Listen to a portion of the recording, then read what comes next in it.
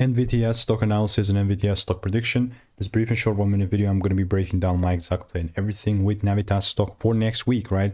End of week report Friday-ish. Let's wrap things up.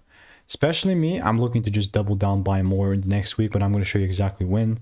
I mean, this week kind of sort of corrected down, which is totally fine. I mean, after end of week report is still 18% down, but kind of at the end of the week, we sort of went down. Here's the before win that I had. Might think that I'm lying to you, of course. This video at the time was made when it was $5.08 11 days ago on 2nd of June. 2nd of June was right here. This is 3rd.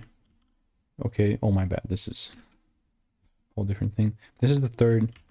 And then since then started doing its thing. And all I kind of have to say is that unless there's a confirmation and it's from the same exact way, then I'm not going to be buying.